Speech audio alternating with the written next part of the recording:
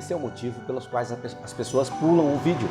É que a decisão está no livre-arbítrio e está na mente. Então, no primeiro momento que ela olha e fala, não, isso não vai ser bom para nós, ela já pula. Porque para que ela pudesse trazer a mensagem para dentro do espírito, ela precisaria estar em comunhão.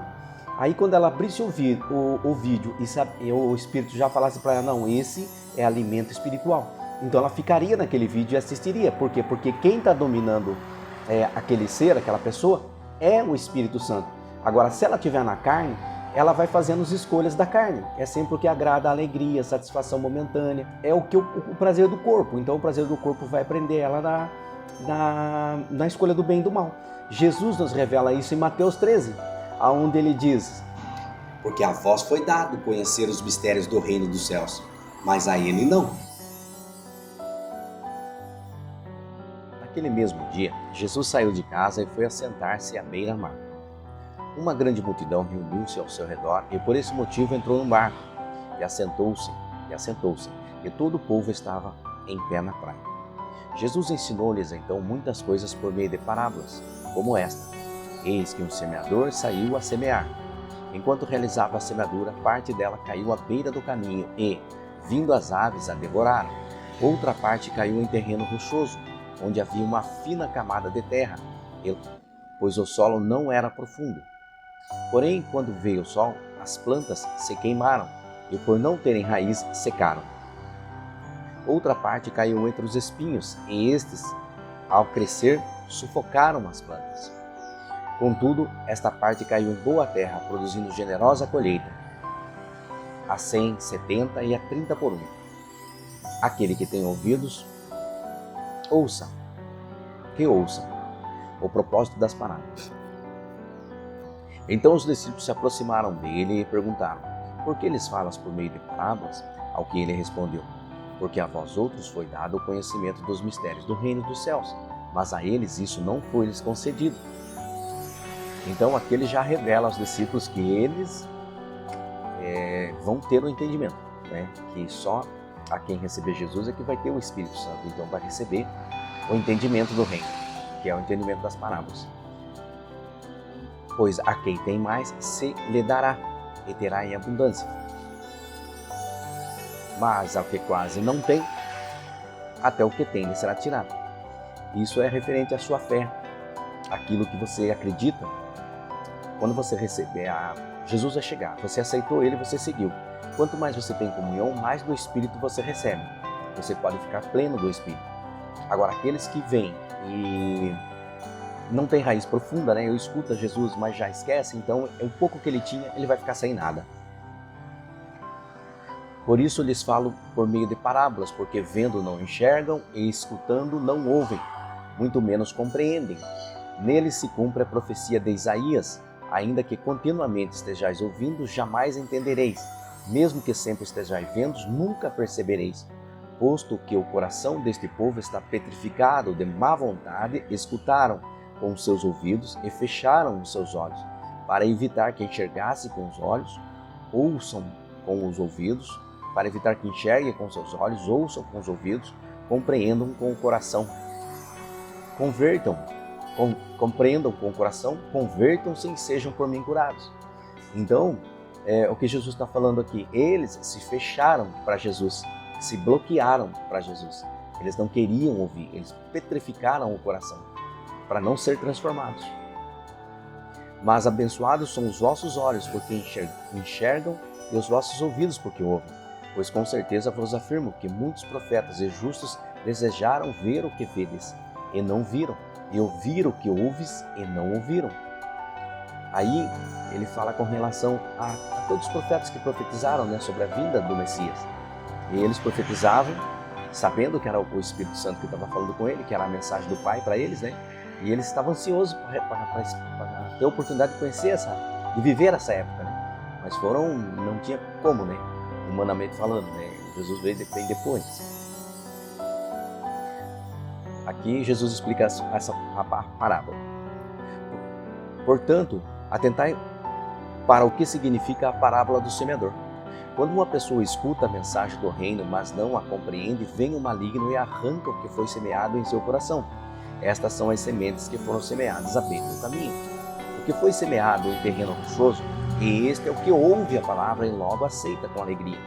Contudo, visto que não tem raiz em si mesmo, resiste por pouco tempo e quando por causa da palavra chegam os problemas e as perseguições, logo perde o ânimo. Nós temos que lembrar que ele está falando sobre o povo judeu, que é quando ele chegou para o povo judeu. Então, o que ele diz aqui é que os judeus ouviam eles, mas assim que vinha a perseguição dos fariseus, eles desistiam. Quanto ao que foi semeado entre os espinhos, este é aquele que ouve a palavra, mas as preocupações desta vida e a sedução das riquezas sufocam a mensagem, tornando-a infrutífera. Também está falando sobre as pessoas que têm posse, Aí se preocupa, tem preocupações mais com a vida terrena e pouco tempo com espiritualidade. Daí não tinha tempo para Jesus. Mas, enfim, o que foi semeado em boa terra é aquela que ouve a palavra e entende. Esse frutifica e produz grande colheita. Alguns 100, outros 70 e ainda outros 30 vezes mais do que foi semeado. Jesus lhe contou outra parábola. O reino dos céus é semelhante a um homem que semeou boa semente em seu campo. Entretanto, quando todos dormiam, chegou o inimigo dele, lançou o joio no meio do trigo e seguiu o seu caminho. Assim, quando o trigo brotou e formou espigas, o joio também apareceu. Os servos do dono da plantação foram até ele e perguntaram: Senhor, não semeastes boa semente no teu campo? Então de onde vem o joio? Ele, porém, lhes respondeu: um inimigo fez isso. Então os servos lhe propuseram: Senhor, queres que vamos e arranquemos o joio? Ao que o Senhor respondeu: não, pois ao tirar o joio, podereis arrancar juntamente com ele o trigo. Deixai-os, pois, crescer juntos até a safra, e, no tempo da colheita, direi aos ceifeiros: primeiro, ajuntai o joio e amarrai-o em feixes para ser queimado, mas o trigo recolhei-o no meu celeiro. O grão de mostarda. Outra parábola ainda lhe propôs Jesus, dizendo: o reino dos céus é como um grão de mostarda, que um homem tomou e plantou em seu campo. Embora seja o menor entre todas as sementes, quando cresce, chega a ser o maior das plantas. E se torna uma árvore de maneira que as aves do céu vêm aninhar-se em seus ramos. Aí ele fala que Jesus, ele veio como uma semente ainda, para ser colocada no coração do homem. Mas quando o homem cuidar dessa semente, ela será maior do que todas as plantas que ele cultivou até hoje, no coração. O fermento. E contou-lhe mais outra parábola: o reino dos céus é semelhante ao fermento que uma mulher pegou e misturou em 3 medidas de farinha, até que toda a massa ficou levedada.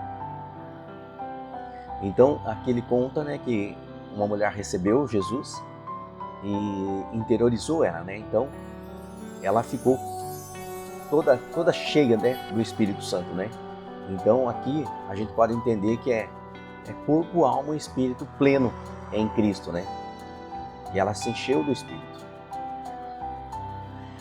Todas essas coisas falou Jesus à multidão por meio de parábolas, e nada lhes dizia sem usar palavras enigmáticas. E assim cumpriu-se o que fora dito por meio do profeta: abrirei em parábolas a minha boca, proclamarei coisas ocultas desde a fundação do mundo. Jesus explica a parábola do joio. Então Jesus se despediu da multidão e foi para casa. Seus discípulos, aproximando-se dele, e pediram: explica-nos a parábola do joio na plantação. E Jesus explicou: aquele que semeou a boa semente é o Filho do Homem. O campo é o mundo, e a boa semente são os filhos do reino. O joio representa os que pertencem ao maligno. O inimigo que semeou o joio é o diabo. A colheita é o final dessa era, e os ceifeiros são os anjos. Da mesma maneira que o joio é colhido e jogado ao fogo, assim será no fim dessa era. O Filho do Homem mandará os seus anjos e eles ceifarão do seu reino tudo o que causa tropeço e todos os que praticam mal. Eles os lançarão na fornalha ardente e ali haverá pranto e ranger de dentes. Então os justos reluzirão como o sol no reino do céu, do seu Pai. Aquele que tem ouvidos para ouvir, ouça. Aqui ele está falando, ele está mostrando, explicando que ele veio para construir um reino. E o reino dele vai ser terreno agora, um período. Tá? Todos que converterem em Jesus estarão dentro desse reino dele. Tá? Todos que estão em Jesus estarão dentro do reino dele. É um período onde o reino dele foi estabelecido, ele trouxe o reino.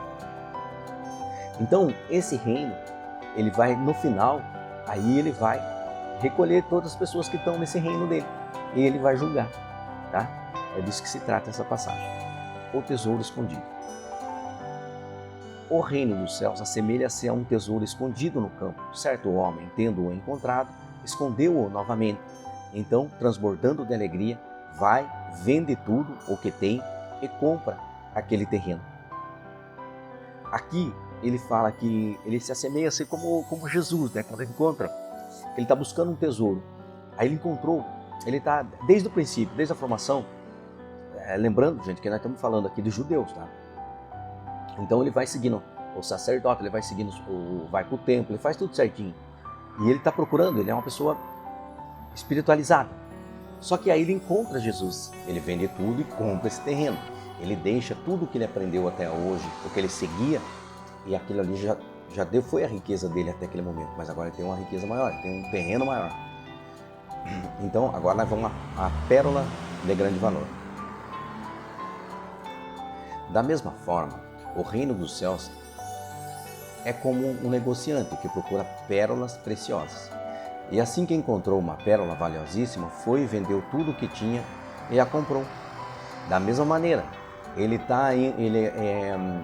é fiel a todos os rituais, ele faz tudo certinho no templo, né?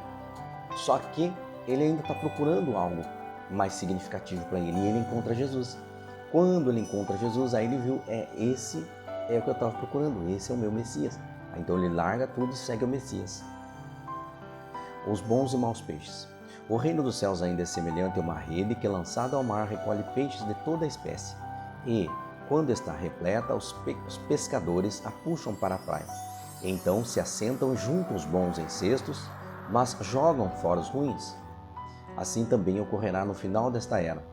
Chegarão os anjos e irão separar os maus dentre os justos, e lançarão os maus na fornalha ardente, e ali haverá grande lamento e ranger de dentes. O mestre é o pai de família. Então lhes perguntou Jesus: entendeste todas essas parábolas? Ao que eles responderam: sim, Senhor. E Jesus lhe disse: portanto, todo mestre da lei, bem esclarecido quanto ao reino dos céus, é semelhante a um pai de família que sabe tirar do seu tesouro coisas novas e coisas velhas.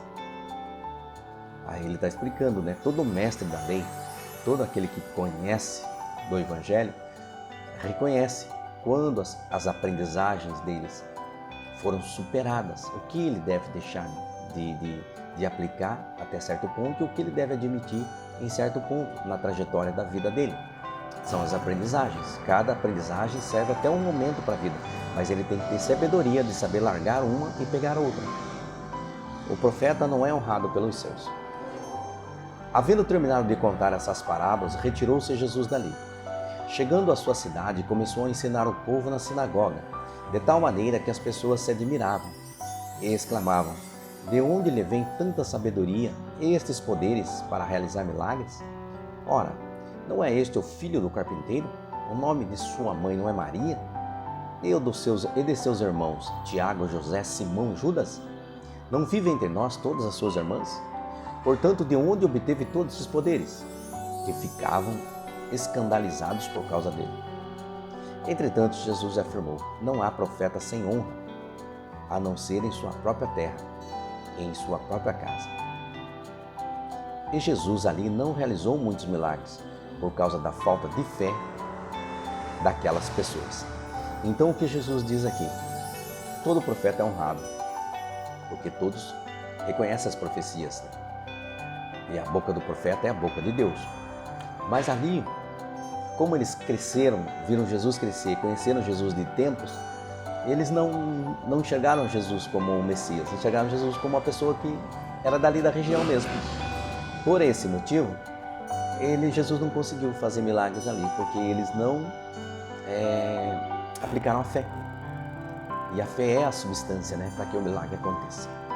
Então, irmãos, nós vamos ficar até aqui. Se vocês quiserem que eu me aprofunde mais nas explicações, baseado naquilo que eu entendo, aí vocês colocam nos comentários, tá? E se você tiver qualquer percepção diferente ou entendimento diferente, também coloque lá, para eu também já ir absorvendo novas formas, né, de entendimento e crescendo no Evangelho, tá bom? No entendimento do Evangelho. Fiquem com Deus. Até o próximo vídeo, Mateus 14. Até lá.